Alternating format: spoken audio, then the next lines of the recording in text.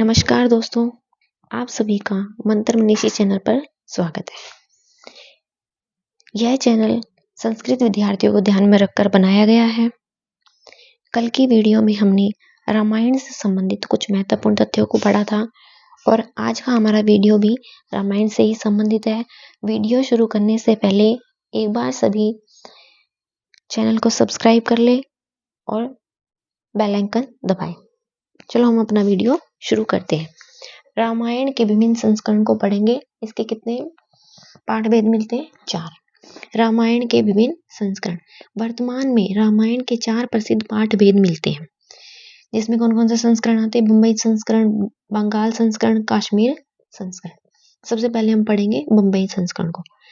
भारत का यह संस्करण सर्वाधिक प्रसिद्ध है। 1902 में केपी पर्व के संपादन में निर्णय सागर प्रेस बम्बई से इसका प्रकाशन हुआ। इसे देवनागरी संस्करण भी कहते हैं। इसके ऊपर कुछ टीकाएं भी लिखी गई है। तिलक नामक टीका, शिरोमणि भूषण नामक टीका किस पर लिखी गई है? बम्बई संस्करण पर लिखी गई है और बम्बई संस्करण देवनागरी संस्करण भी है। इस संस्करण के आधार पर RTH ग्रिफिथ ने रामायण का, किसने? RTH ग्रिफिथ ने, यह एक अंग्रेजी विद्वान है। RTH ग्रिफिथ ने रामायण का अंग्रेजी पद्य अनुवाद किया है। किसका? सबसे पहले रामायण का अंग्रेजी अनुवाद किसने किया? RTH ग्रिफिथ ने। वाल्मीकि रामायण का सबसे पहले पद्य अनुवाद अंग्रेजी भाषा में RTH ग्रिफिथ ने किया है। अब देखिए बंगाल संस्करण। बंगाल संस्करण को गौड़ीय संस्करण भी कहते हैं। इटालियन विद्वान जी गोरेशिया, जिसका हमने विकास क्रम पीछे रामायण का पढ़ा था, वही है ये। इटालियन विद्वान जी गोरेशिया ने 1843 से 1867 तक अनेक खंडों में इस संस्करण को प्रकाशित करवाया है। इसी संस्करण पर इटालियन और फ्रेंच अनुवाद हुए हैं।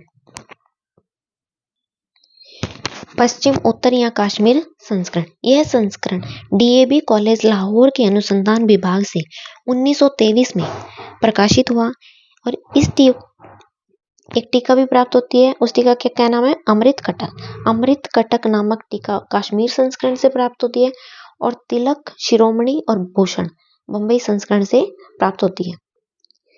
दाक्षिणात्य संस्करण।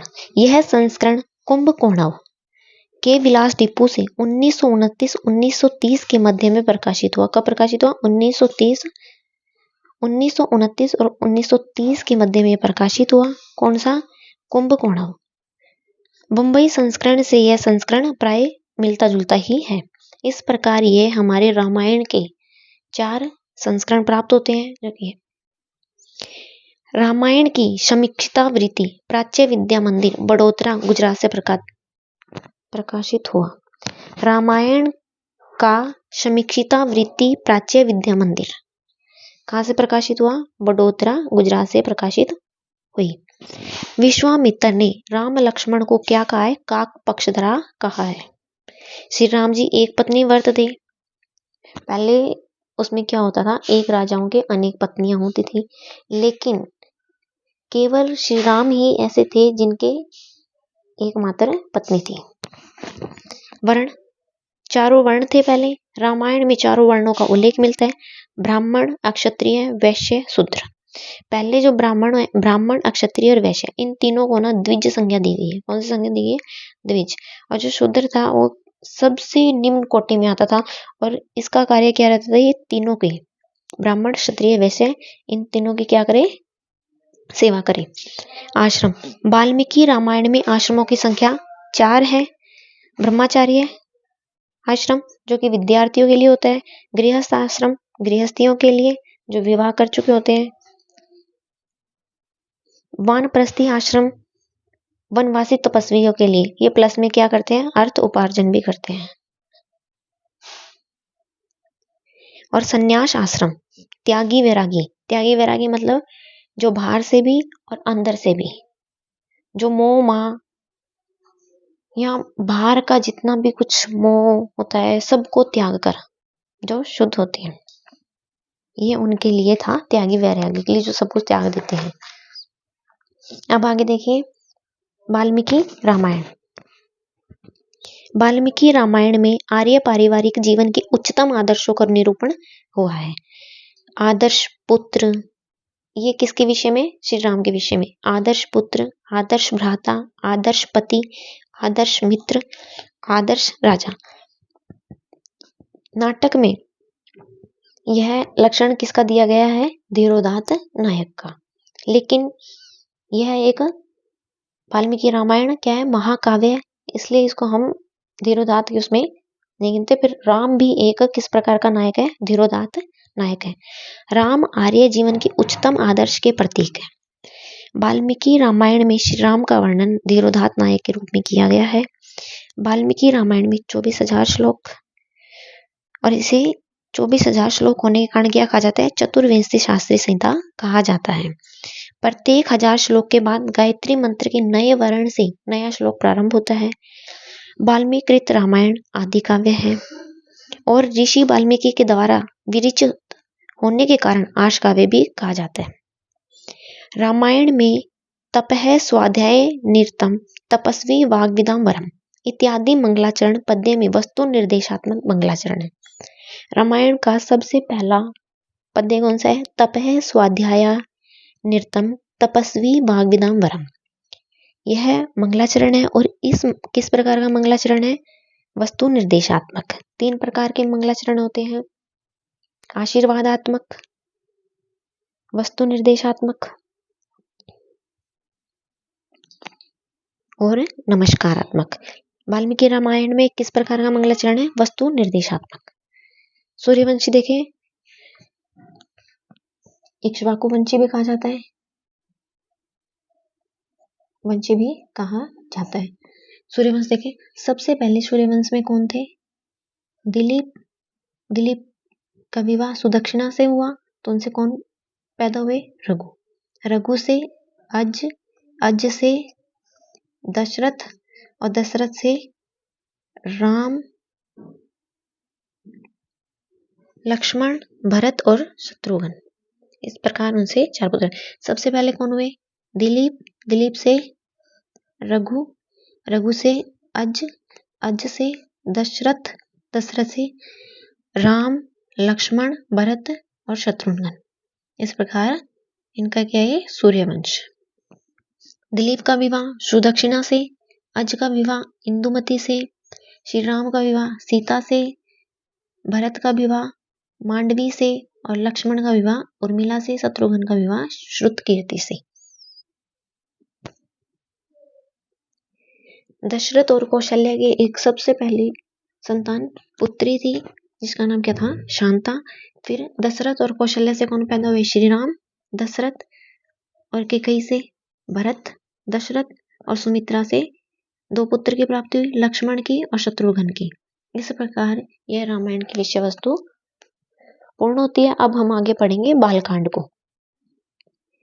बालकांड को देखिए, बालकांड में राम के जन्म, विवाह इत्यादि का वर्णन है। बालकांड प्रारंभ के 1 से 4 तक के सर क्या कहलाते हैं? पूर्व पीठिका कहलाते हैं। नारद जी ने महर्षि वाल्मीकि को वाल्मीकि रामायण का पूरा ज्ञान दिया। ज्ञान देने के अनंतर ब्रह्मा जी के आदेश से महर्षि वाल्मीकि ने रामायण लिखना प्रारंभ किया। इस प्रकार फिर राम का जन्म, फिर उनका विश्वामित्र को साथ जाना, फिर उनके यज्ञ की रक्षा करना, फिर विवाह का आदि का वर्णन है, वो सब अब देखते हैं। प्रारंभ के 1 से 4 तक के सर क्या कहलाते हैं? पूर्व पीठिका। नारद जी के द्वारा महर्षि वाल्मीकि मुनि को संक्षेप में श्री राम का चरित्र सुनाया। वाल्मीकि जी को नारद जी के द्वारा रामायण का ज्ञान प्राप्त हुआ। तमसा नदी के तट पर क्रौंच वध से संतप्त महर्षि वाल्मीकि को शोक के रूप में एक श्लोक निकला। ब्रह्मा जी द्वारा उन्हें रामचरित में काव्य के निर्माण का आदेश देना। वाल्मीकि जी द्वारा रामायण काव्य में निबंध विषयों का संक्षेप में उल्लेख किया जाता है। जब महर्षि वाल्मीकि को नारद जी के द्वारा रामायण का ज्ञान प्राप्त हुआ और ब्रह्मा जी ने आदेश दिया, जो नारद जी ने ज्ञान दिया वो, और जो उन्हें नहीं आता, ब्रह्मा जी ने आदेश दिया कि जो तुम्हें नहीं पता, जो तुम्हारे मस्तिष्क में अभी नहीं आया, वह जो तुम राम के विषय में लिखोगे वह प्रमाणिक ही माना जाएगा। महर्षि वाल्मीकि द्वारा 24,000 श्लोक युक्त रामायण काव्य का निर्माण करके उसे किसे पढ़ाना, लव कुश को पढ़ाना प्रारंभ कर दिया। बालकांड के अंदर राजा दशरथ द्वारा सुरक्षित अयोध्यापुरी का वर्णन है। राजा का पुत्र के लिए अश्वमेध यज्ञ करना। अंग देश के राजा कौन थे? ऋष्यशृंग। अंग देश में ऋष्यशृंग के आने तथा शांता के साथ विवाह होने के प्रसंग का विस्तार से वर्णन है। दशरथ और कौशल्या की संतान कौन थी? प्रथम शांता। इन्होंने शांता को कौशल्या की बहन वर्षिणी को गोद दे दिया था। गोद देने के बाद शांता का विवाह ऋष्यशृंग के साथ हुआ।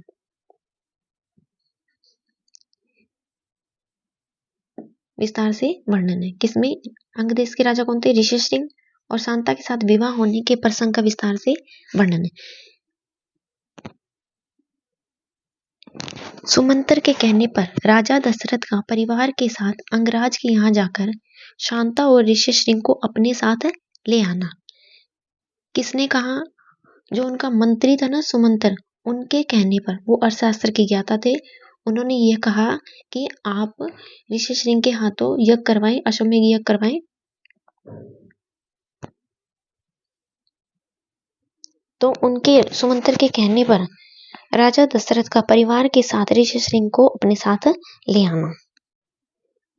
राजा वशिष्ठ जी से यज्ञ की तैयारी के लिए अनुरोध करना।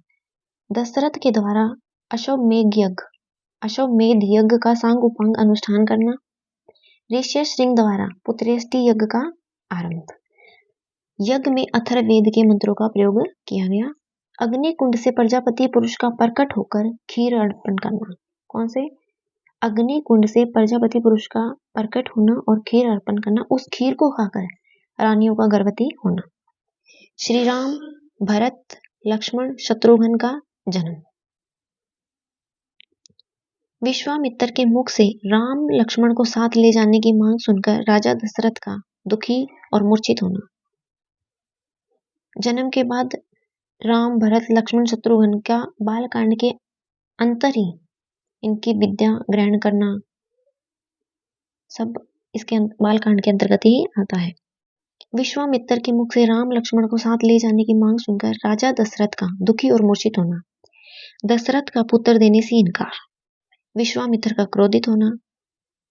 जब ये विश्वामित्र अपने यज्ञ के रक्षा के लिए राम और लक्ष्मण को लेने आए तो दशरथ का पुत्र देने से साफ इनकार। उन्होंने मना कर दिया कि मैं अपने पुत्रों को नहीं भेजूंगा। तो विश्वामित्र यह बात सुनकर क्रोधित हो जाते हैं। तो वशिष्ठ दशरथ जी को समझाते हैं कि तुम भेजो, ये सही रहेगा। राजा दशरथ का स्वस्ति वाचन पूर्व राम लक्ष्मण को विश्वामित्र के साथ भेजना। खुशी खुशी भेज दिया। किसको? राम लक्ष्मण को विश्वामित्र के साथ भेजना। मार्ग में राम लक्ष्मण को विश्वामित्र से बला अति बला विद्याओं की प्राप्ति, ताड़का की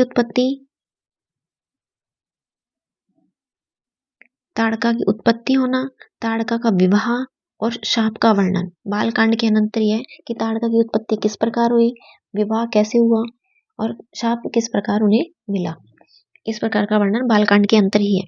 श्री राम द्वारा ताड़का का वध। विश्वामित्र द्वारा श्री राम को दिव्यास्त्र दान देना। श्री राम के द्वारा विश्वामित्र के यज्ञ की रक्षा तथा राक्षसों का संहार। विश्वामित्र के साथ राम लक्ष्मण मिथिला नगरी की ओर प्रस्थान करते हैं। वहीं पर रास्ते में विश्वामित्र अपने पिता गांधी की उत्पत्ति तथा अपने वंश कौशिकी की प्रशंसा करते हैं। श्री राम के पूछने पर राम और लक्ष्मण विश्वामित्र सीता जी के स्वयंवर में मिथिला नगरी की ओर जाते हैं। तब वह अपने साथ राम लक्ष्मण को भी ले जाते हैं। मिथिला नगरी किसकी थी? राजा जनक की। राजा जनक कौन थे? सीता जी के पिता। वहीं पर रास्ते में विश्वामित्र अपने पिता गांधी की उत्पत्ति तथा अपने वंश कौशिकी की प्रशंसा करते हैं। विश्वामित्र का वंश कौन सा था? कौशिकी, और पिता का नाम गांधी। श्री राम के पूछने पर विश्वामित्र जी के द्वारा गंगा की उत्पत्ति और गंगा से कार्तिकेय की उत्पत्ति की कथा सुनाना। राजा सगर के पुत्रों की उत्पत्ति तथा यज्ञ की तैयारियां। कितने पुत्र थे? 100। इंद्र के द्वारा राजा सगर के यज्ञ संबंधी घोड़े का अपहरण करना। किसने किया? इंद्र ने। जो राजा सगर ने यज्ञ प्रारंभ किया था, उस यज्ञ का घोड़ा का अपहरण किसने किया? इंद्र ने। सगर के पुत्रों द्वारा सारी पृथ्वी का भेदन। सगर के पुत्रों का पृथ्वी को खोदते हुए कपिल मुनि के आश्रम पहुंचना और अपने ही क्रोध से उन्हें जलाकर भस्म कर देना। जब राजा सगर यज्ञ कर रहे थे तो उनके घोड़े का अपहरण किसने किया था? इंद्र ने। तो राजा सगर के पुत्रों का पूरी पृथ्वी को खोदते हुए कपिल मुनि के आश्रम पहुंच जाते हैं और कपिल मुनि अपने क्रोध से उन जितने भी पुत्र थे राजा सगर के, उनको सबको क्रोध से जलाकर भस्म कर देते हैं। सगर की आज्ञा से अंशुमान कौन था? सगर का पोता। सगर की आज्ञा से अंशुमान द्वारा रसातल से घोड़े को ले आना और अपने चाचाओं के निधन का समाचार सुनाना। सगर का पोता कौन था? अंशुमान। वह राजा यज्ञ के घोड़े को ले आता है रसातल से, और जितने भी कपिल मुनि द्वारा क्रोध से उन्हें जलाकर भस्म कर दिया था, यह समाचार अपने चाचाओं का निधन का समाचार आकर सुनाता है। अंशुमान और भगीरथ की तपस्या। ब्रह्मा जी भगीरथ को अविष्ट भर देते हैं। गंगा जी को धारण करने के लिए शिव जी को मनाते हैं। गंगा अवतरण आख्यान की महिमा बालकांड में है। गंगा अवतरण आख्यान की महिमा बालकांड से प्राप्त होती है। समुद्र मंथन तथा देवासुर संग्राम आख्यान। विश्वामित्र आख्यान। विश्वामित्र द्वारा वशिष्ठ की कामधेनु का बलपूर्वक ले जाना। कामधेनु के द्वारा विश्वामित्र की सेना और 100 पुत्रों का संहार करना। विश्वामित्र द्वारा त्रिशंकुक, कौन था? एक राक्षस चंडाल।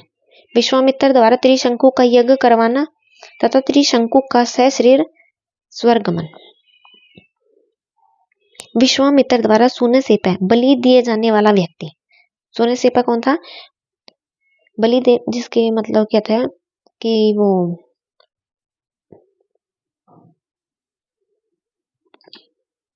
अजीगर्त के पुत्र नहीं होता, तो वह पुत्र को सोने से एक लोग भी ब्राह्मण का पुत्र होता है, वह उसे बेच देता है बलि देने के लिए, तो विश्वामित्र उसे बचा लेते हैं। इस प्रकार ये सोने से आख्यान है। विश्वामित्र की मेनका द्वारा तपस्या भंग करना। श्री राम द्वारा धनुर्भंग। जब वह मिथिली नगरी जाते हैं तब वह क्या करते हैं? धनुर्भंग, धनुष तोड़ना। सीता जी के स्वयंवर में बहुत सारे राजा आते हैं, किसी से वह धनुष उठता भी नहीं है और श्री राम जी थे वो एक उसको तोड़ देते हैं। इस प्रकार धनुर्भंग। जनक अपने भाई कुशध्वज की कन्याओं का विवाह लक्ष्मण भरत शत्रुघ्न के साथ करवा देते हैं। जनक के भाई का क्या नाम था? कुशध्वज। उनकी कन्याओं का विवाह राम लक्ष्मण भरत, सीता जी का तो विवाह राम के साथ हो गया था, और उनके भाई की कन्याओं का विवाह लक्ष्मण भरत शत्रुघ्न के साथ करवा देते हैं। श्री राम आदि चारों भाइयों का विवाह होना। परशुराम के द्वारा श्री राम को वैष्णव धनुष पर बाण चढ़ाने को ललकारना। श्री राम के द्वारा वैष्णव धनुष पर अमोघ बाण चढ़ाकर परशुराम के तप से प्राप्त पुण्य लोक को नष्ट करना तथा परशुराम का महेंद्र पर्वत लौट जाना। जब परशुराम क्रोधित होकर श्री राम को ललकारते हैं, किसके लिए? वैष्णव धनुष पर बाण चढ़ाने को ललकारना। श्री राम के द्वारा वैष्णव धनुष पर अमोघ बाण चढ़ाकर परशुराम के द्वारा जितना भी तप था प्राप्त, उस पुण्य लोक को नष्ट करना, परशुराम का महेंद्र पर्वत लौट जाना। राजा दशरथ के पुत्रों तथा वधुओं का अयोध्या लौट आना। राजा दशरथ के पुत्रों तथा वधुओं के साथ अयोध्या में प्रवेश। समुद्र मंथन तथा देवासुर संग्राम आख्यान। विश्वामित्र आख्यान। विश्वामित्र द्वारा वशिष्ठ जी की कामधेनु बलपूर्वक ले जाना। कामधेनु के द्वारा विश्वामित्र की सेना और 100 पुत्रों का संहार करना। विश्वामित्र द्वारा त्रिशंकु चंडाल का यज्ञ करवाना। अब देखिए बालकांड के संबंधित आख्यान। आख्यान पूरे रामायण में 2 ही कांड में, बालकांड और उत्तरकांड, ध्यान में रखना। क्रौंचवध आख्यान, सबसे पहले कौन सी घटना होती है? क्रौंचवध आख्यान। वाल्मीकि सरयू नदी के तट पर क्रौंचवध घटना देखते हैं, उनके मुख से एक श्लोक निकलता है। तो उस श्लोक निकलने के अनंतर वो निषाद को ऐसे कहते हैं कि तुम्हें प्रतिष्ठा प्राप्त नहीं हो। उस प्रकार उसके बाद नारद जी महर्षि वाल्मीकि के पास आते हैं, पूरी रामायण की कथा सुनाते हैं और ब्रह्मा जी रामायण लिखने का आदेश देते हैं क्रौंचवध आख्यान के अंतर्गत। ऋष्यशृंग आख्यान, जब उन्हें पुत्र प्राप्त नहीं होता तो सुमंत्र के कहने पर ऋष्यशृंग को वह अंगदेश से ले आते हैं। उनका अंगदेश से उन्हें वशिष्ठ आदि के साथ जाकर, अपने परिवार के साथ लेकर ऋष्यशृंग को लाते हैं और शांता के साथ विवाह करवाते हैं। फिर पुत्रेष्टि यज्ञ करवाते हैं। पुत्रेष्टि यज्ञ में अथर्ववेद मंत्रों का प्रयोग करते हैं। बला अति बला विद्याओं की प्राप्ति। ताड़का का वध, ताड़का की किस प्रकार उत्पत्ति हुई, विवाह और श्राप का भी वर्णन है ताड़का वध आख्यान। विश्वामित्र द्वारा श्री राम को दिव्यास्त्र दान देना। गादी की उत्पत्ति। गादी कौन थे? विश्वामित्र के पिता, और कौशिकी विश्वामित्र का वंश था। इस प्रकार गादी की उत्पत्ति और कौशिकी वंश की प्रशंसा करना। गंगा की उत्पत्ति और गंगा से कार्तिकेय की उत्पत्ति। सग्रोपाख्यान, सगे कितने पुत्र थे? 100। गंगा अवतरण आख्यान की महिमा, वह कि गंगा को धारण करने के लिए शिव जी को मनाते हैं। फिर गंगा, इस प्रकार गंगा अवतरण आख्यान की महिमा है। समुद्र मंथन तथा देवासुर संग्राम आख्यान। श्री राम द्वारा अहिल्या का उद्धार करना। विश्वामित्र आख्यान। सोने सेपा आख्यान। विश्वामित्र की मेनका द्वारा तपस्या भंग करना और श्री राम द्वारा धनुर्भंग। इस प्रकार ये बालकांड के विवाह के अनंतर श्री राम अयोध्यापुरी आ जाते हैं और अयोध्यापुरी आने के पश्चात तो उनके राज्याभिषेक की चर्चा चलती है। इस प्रकार ये सब विषय किसमें? बालकांड के अंतर्गत आते हैं। इनकी विद्या, जन्म, ऋष्यशृंग मतलब अश्वमेध यज्ञ का वर्णन सब बालकांड के अनंतर है। इस प्रकार ये आख्यान है।